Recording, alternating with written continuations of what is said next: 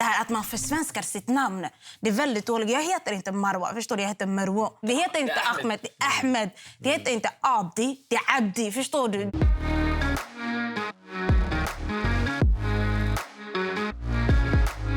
Hej och välkomna till Tänk till Talkshow. Mitt namn är Alexander och idag ska vi då prata om fördomar mot svensk-somalier. Med mig för att diskutera detta ämne har vi vår grymma panel. Välkomna. Tack. Jag tänkte dra några påståenden som vi ska diskutera. Mitt första påstående. Jag har undvikit att säga att jag är från Somalia. Hell no. Nej. Aldrig. Jag har Okej, somalisk flagga. Aldrig. Man är ju stolt. Det är flex av att vara somalier. Liksom. Alltså, Kolla det är pannan the bara. biggest flex i Somalia. Alltså, literally, det är inget strå det där. Vi är världens bästa poeter. Vi är roliga. Jag tror att vi är ett land som har varit med om mycket. Vi är ett folk som har varit med om mycket. Och det faktumet, den styrkan i oss, att vi alltid återhämtar oss, att vi alltid kan vara glada och att vi aldrig någonsin tappar hoppet. Jag tror att det är absolut det bästa med att vara en somalier. Ge mig 10 livstider till I would still be a somali. 110%. I Sverige förut det var inte så stor flex av att vara somalier. Men just nu, jättemånga vill bli somalier på grund av att det är en stor flex. Exakt. Alltså, Folk vill bli somalier. Ja. Vi är överallt. Det går inte att... Alltså, Drake lägger somaliska i hans låtar. Han lägger somaliska i hans låtar. Namnet också, jag tycker det här är väldigt stor del. Det här att man försvenskar sitt namn, det är väldigt dåligt. Jag heter inte Marwa, förstår du? Jag heter Marwa. Och då, när jag ser en svensk person, jag säger hej Marwa. Vilket är väldigt fel, för det är inte det mina föräldrar har döpt mig. Väldigt många somalier uttalar ju sitt namn på ett somaliskt sätt. Ahmed, man säger Ahmed. Svenska. Det heter inte Ahmed, det är Ahmed. Det heter inte Abdi, det är Abdi, förstår du? Somalier är den mest utsatta gruppen i Sverige. Det är en bra fråga. Jag skulle inte säga att vi är en av dem som är mest utsatta. Men jag tror inte vi är den som är mest... Och varför jag säger så, det är för att också vi blir mest utsatta för vår hudfärg, men också vår religion. Men de två är de som är mest. Och det finns folkgrupper som är utsatta 110%, men de blir oftast utsatta för en och samma sak. Och vi är de mest afrikanerna som bor i Sverige. Alltså, det är största afrikanska befolkningen i Sverige. Så därför skulle jag nog säga att vi är det mest utsatta. Alltså kolla, jag håller med typ, men jag håller inte med. Till exempel typ, om jag tar upp afghaner. Det är en grupp som har kommit till Sverige ganska senare än oss. Och de får ju många fördomar. Det är första generationen. De är första generationen. Kanske vi är den tredje generationen, andra generationer här. Men de är första generationen. Så de går igenom en våg som vi har redan passerat. Och på det sättet kan det bli mer utsatt än oss. Men om man kollar rasgrejen och rasismen. Jag tror alla invandrare är utsatta på det sättet. Alltså mer eller mindre. Jo, men det är det jag menar också. Det jag ser som mest är ofta man blir utsatt för en och samma sak. Men somalier, det är så här, det går inte att gömma det, förstår du. Våra tjejer har på sig sjal. De som inte har, de har inte det.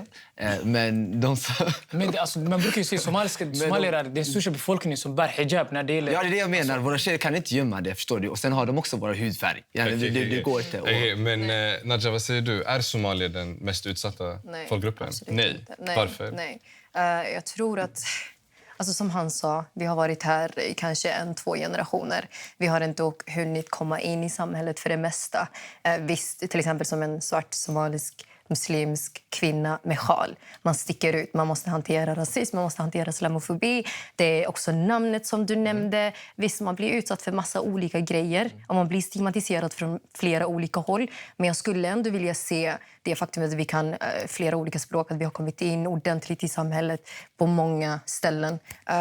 Och sen att den bakgrunden vi har och där vi kommer ifrån och våra rötter tror jag också ger oss motivationen att bli bättre. Och våra föräldrar som hela tiden håller på och tvingar oss att liksom bara kämpa på.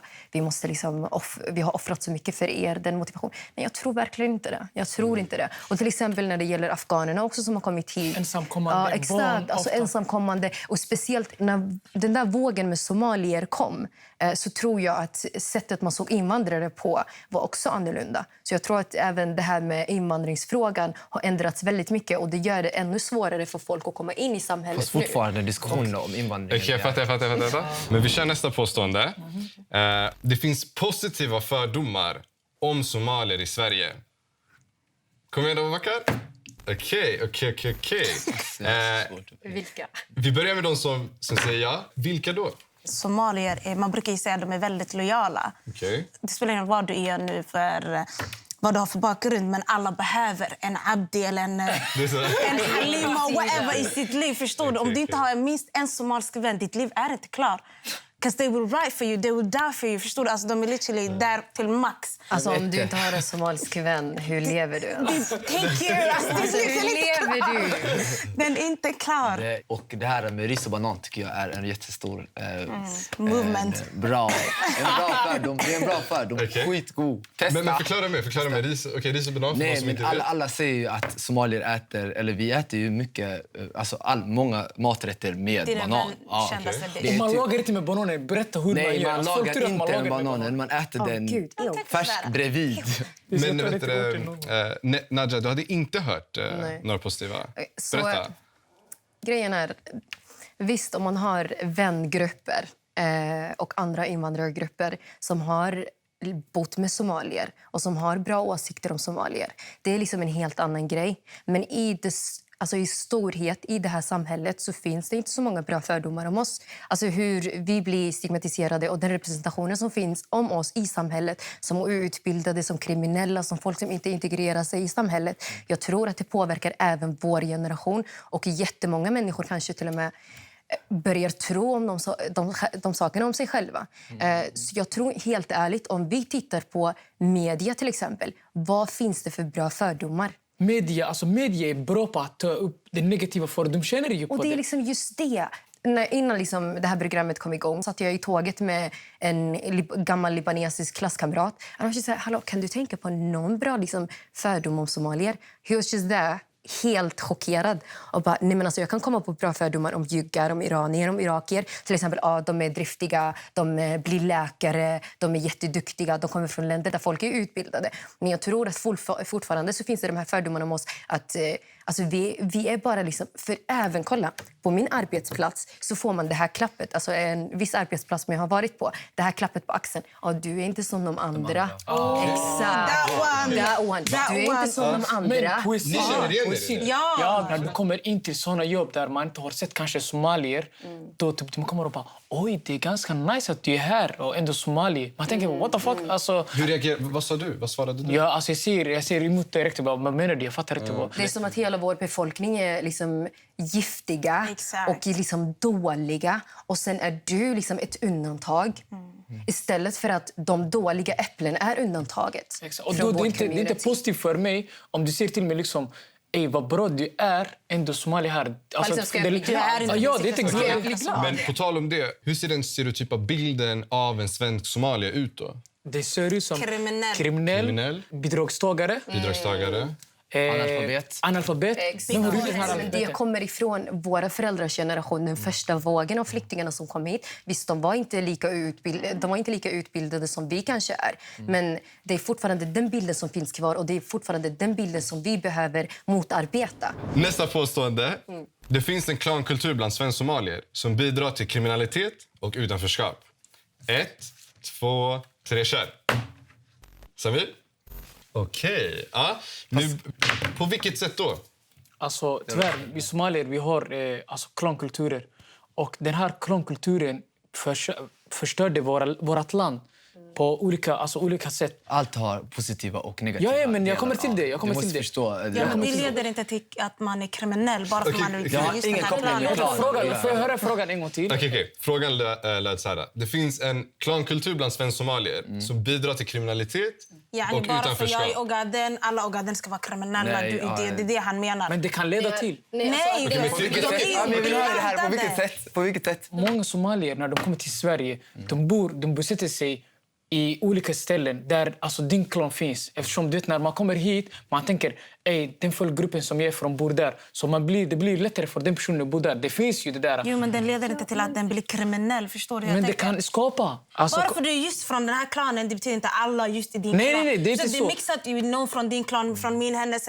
Du blir det kriminell, förstår du? Men det är inte att just bara men min det är finns, eller alltså, din. kolla, den möjligheten finns att många hamnar i problem på grund av att deras kusiner är med i det här. Och det är ju Inte krångel. här i Sverige. Vi måste verkligen dra den där sträckan på riktigt. Det här är klanstil. Nej, det här är kriminalitet. inte Det är verkligen- klan, förstår du, men jag- det har ingenting med det Kolla, att göra. men Det det har finns- sina brister, det kan man inte säga. Alltså, klaner har sina brister. Det är också en av de grejerna varför vårt land ser ut som det är idag. 110%. Ja. Men det har också sina positiva grejer. Till exempel, det var en kille som gick bort häromveckan i Göteborg. Ingen visste vem han var.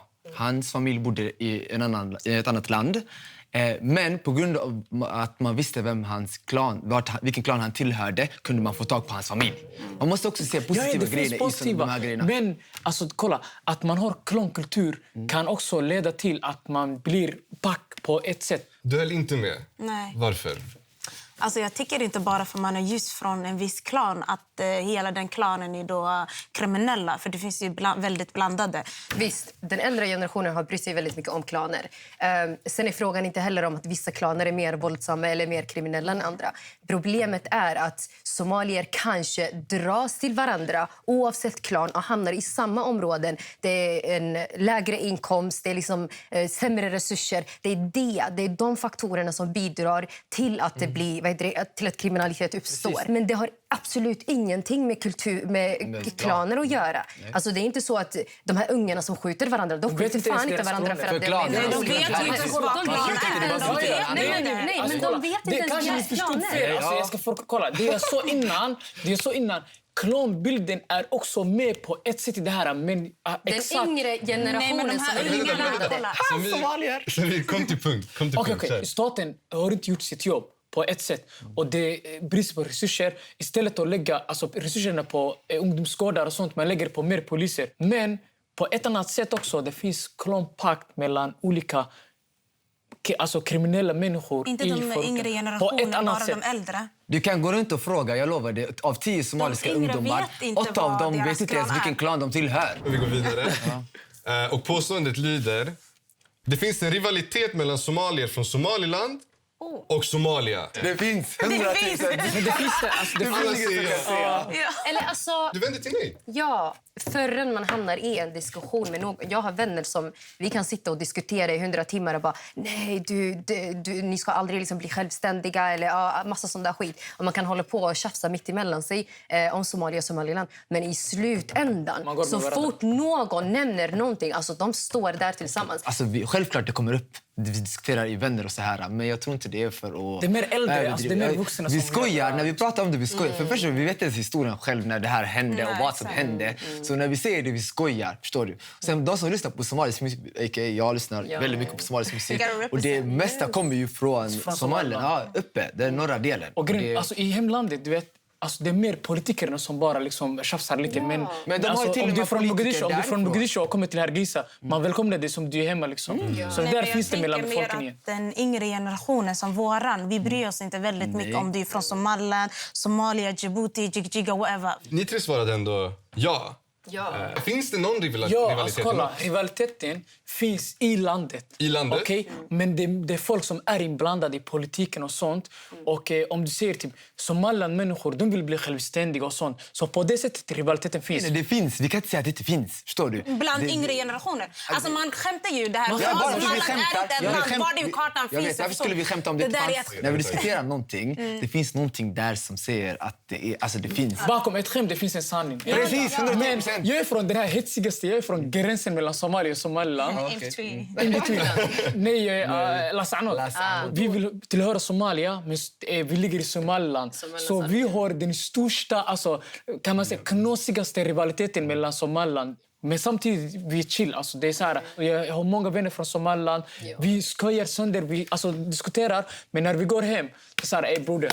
Jalla. Det är ändå samma kött och blod i 110%. Bästa. Till det sista påståendet. Okay? Det ligger på somalier själva att krossa fördomarna. Ja, nej. Aj, det finns inget mellanting. Ja, men då skulle jag inte svara på frågan. Jo, du måste svara. Okej, Nej. nej. Okej. Varför ska det ligga på somalier att göra det? vi kan inte vänta på att samhället ska visa de bästa av oss. Vi kan inte bara sitta och vänta och bara skylla allting på att systemet är emot oss. Alltså i slutändan, det är vårt ansvar. Om vi vill ha en bättre bild av oss i samhället, om vi vill ha en bättre representation av oss i samhället, vi kan inte vänta på att andra människor ska göra det för oss. Om samhället väljer att visa de absolut sämsta av oss som som en representation för oss, nej, då är det vi som ska lyfta upp varandra. Om inte de här som har fördomarna slutar med de här fördomarna, det kommer aldrig ta slut. Men hur ska det gå tillväga? Om vi inte tar klivet fram. Vi har inte visat Nej, men om varenda somalier som bor i Sverige kämpar emot samhället. Ska det verkligen behövas? Det ska behövas, för this is not our country. Det ska behövas. Vi måste kämpa emot dem för att visa lite. Vi hur länge är ska vi inte så kämpa här. emot då? Hur länge det ännu krävs? Alltså, grejen är, hur många gånger vi visar att alla somalier inte är gangsters tills att de här accepterar det, att vi inte är gangsters, det kommer aldrig gå bort. Det är inte mitt ansvar att bevisa att jag är inte den de tror. Jag tycker det är fel att varenda människa somalier ska försöka visa sin bästa. Jag är en människa, jag är slarvig. Och då varför ska jag bevisa? Jag har 11 syskon. Vi är 11 syskon. Och varenda människa i min familj har sin egen identitet och sin egen personlighet. Så någon kommer slarva, någon kommer göra fint. Så ska man lägga hela min familj i smutskastaren? Nej, jag behöver inte göra min bästa hela tiden så att jag ska komma in i samhället och visa jag är en bra människa, clean. Grejen är, när vi pratar om att krossa fördomar, för min del handlar det inte om att få en svensk som bor i Saltsjöbadet att acceptera mig. Det är inte mitt mål. Mitt mål är att ändra de här fördomarna och den representationen som finns i vårt samhälle så att även vår generation och den yngre generationen kan se förebilder istället för kriminella människor som ser ut som dem. Så de ser en bättre bild av sig själva. Jag vill göra det för våra småsyskon som saknar förebilder, som inte ser det. Inte för att förebilder inte finns, men för att samhället inte lyfter fram de förebilderna. Nej. Det handlar inte om att bli accepterad för en och samma etnisk grupp. Det handlar inte om det. Det handlar om att hela samhället ska äntligen ska sätta sig ner och säga men de här sakerna stämmer inte. Och det går inte hur länge jag har visat. Om jag har visat i 100 år, ska jag behöva visa 100 år till? Jag har förlorat 100 år redan, ska jag förlora 200 år till på att bara bevisa någonting. En väldigt simpel fråga. Låt oss säga när en svensk sitter här och han säger till dig att somalier är kriminella. Alla somalier är kriminella. Ska du vara tyst och låta honom se det, eller ska du säga nej, vi alla är inte samma? Jag ska se, exakt, du måste ta första klivet. Du måste men hur visa länge ska jag behöva ta den här kliven då? Nu går över till den sista grejen, okej? Vad är det bästa med att vara svensk somalier? Det är språket, det är kulturen. Det är att kunna vara att kunna relatera till båda kulturerna. Att kunna relatera till folk från båda sidorna. Att kunna prata alla dessa språk. Jag är exempel för det där. Jag kom hit när jag var 14-15 och jag bor här nu. Vad är din grej, Samir? Min grej? Jag skulle säga det där men jag säger samtidigt. Att vara det bästa är att jag bor typ finaste landet. Jag tycker västvärlden, finaste landet i västvärlden är Sverige och jag är från Somalia som är också ett fint land. Att kunna tala flera språk. Tala flera språk. Jag tror våra personligheter, så starka personligheter vi har, alla somalier. Jag skulle nog säga att det är det bästa saken med att vara somalier. Praise to that. Preach that one. Tack så mycket och tack till alla som har tittat eller lyssnat. Glöm inte att prenumerera på Tänk till så du inte missar våra andra avsnitt. Och vill du bara lyssna, då hittar du oss där poddar finns. Tack så mycket, ha det bra, hej då!